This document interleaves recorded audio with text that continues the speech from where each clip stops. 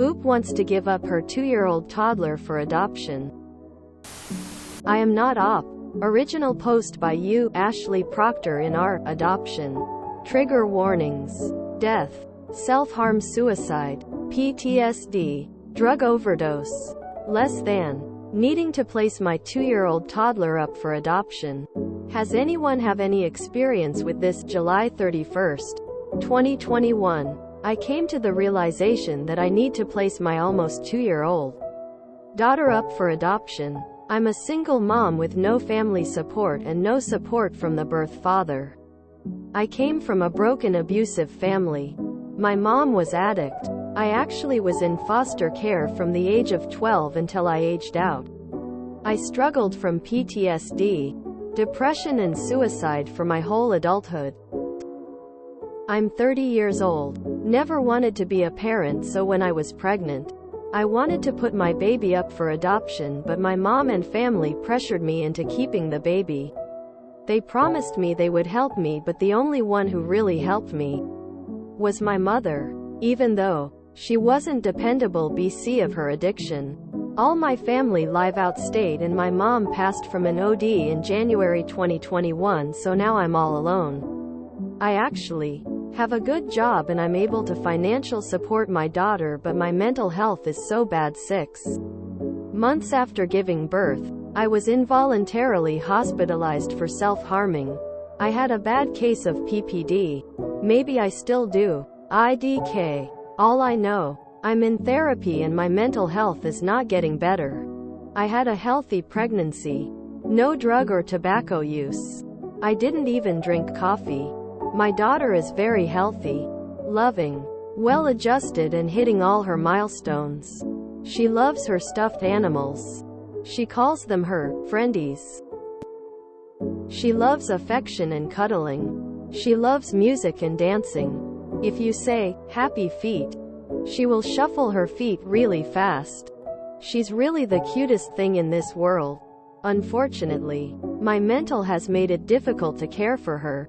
Especially after losing my mother BC, I have no support. Sometimes I leave her crying in the crib BC, I just can't handle it. I love her, but I just feel so disconnected from her. It's not healthy for her and I want her to have a better life than what I had.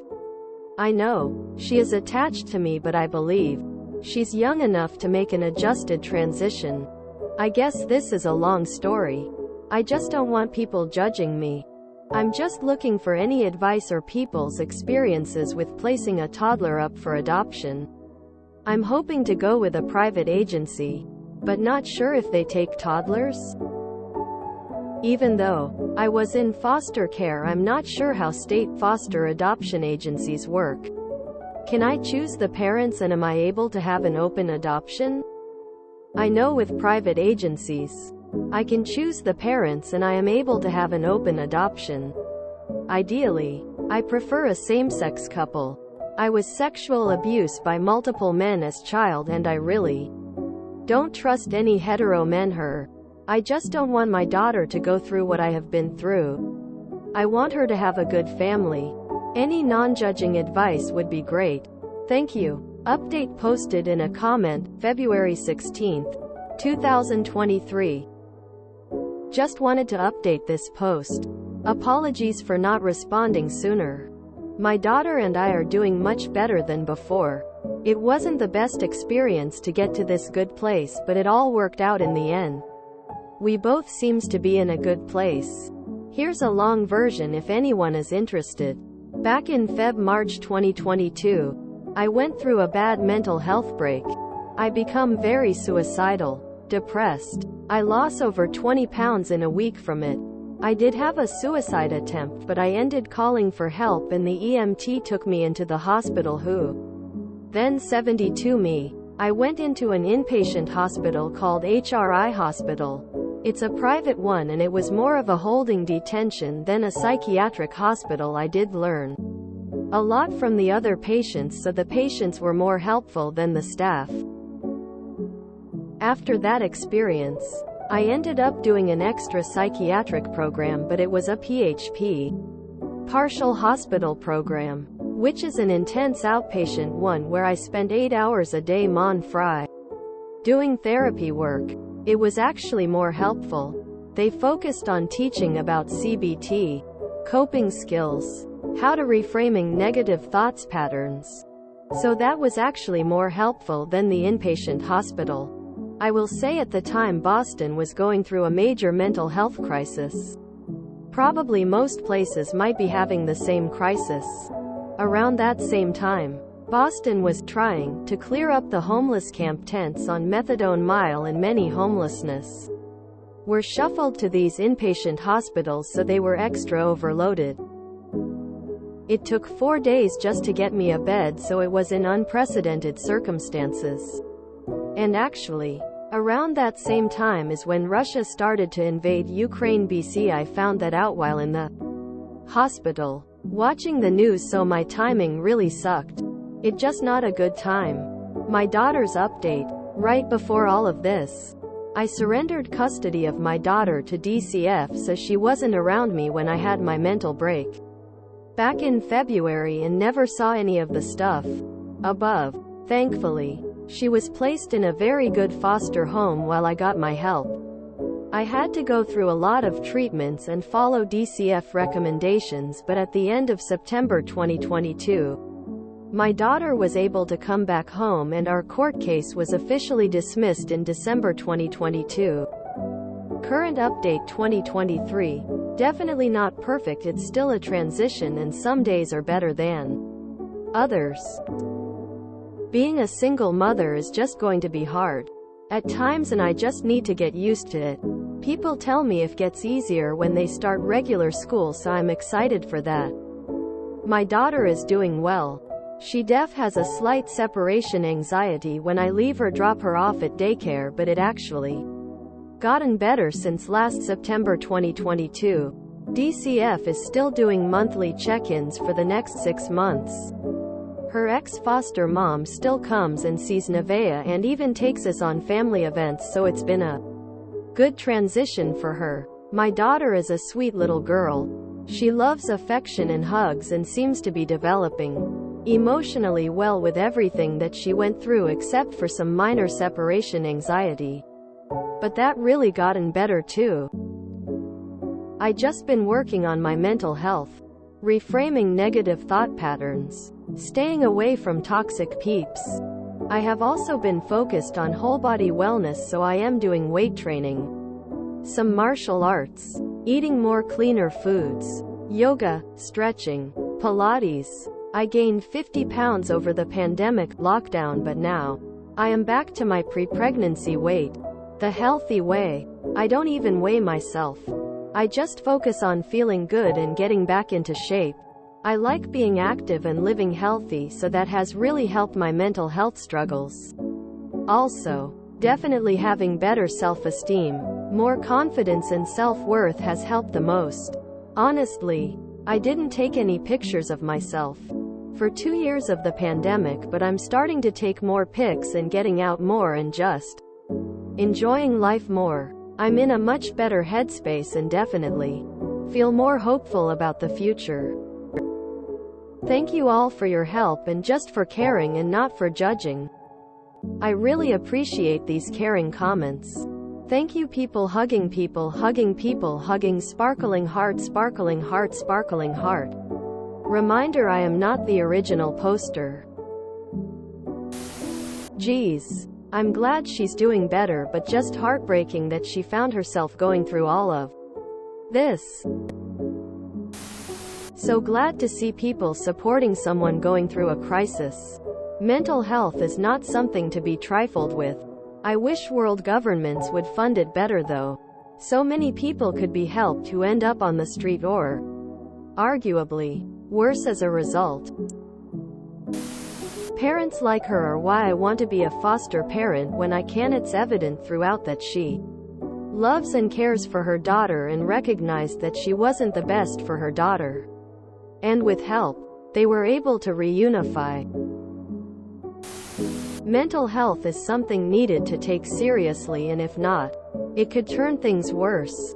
I'm happy to hear that Op and her daughter is doing well, but it's still heartbreaking to what she has been through. I wish her for the best. I feel so bad for this mother. Being a single parent is so difficult, and that's true even without mental health struggles. The lack of family support is also so tough. I don't want to imagine being the only person in someone's life they can rely on when you don't have anyone like that in your own life. Separately, I feel guilty for inwardly giggling at the irony of someone giving birth to a child they didn't want to keep and naming them Heaven backward. Generational trauma is so hard to break. Good on Oop for doing the hard work. You can tell she really loves her daughter. This wasn't someone who just didn't want the responsibility. She was really struggling and felt her child would be better off somewhere else. She sincerely had her child's interest at heart and loved her enough to give her to someone else. That had to be the most difficult decision of her life. Thankfully, she got the help she needed, and this placement wasn't permanent. She sounds like a wonderful mom who has been through a lot.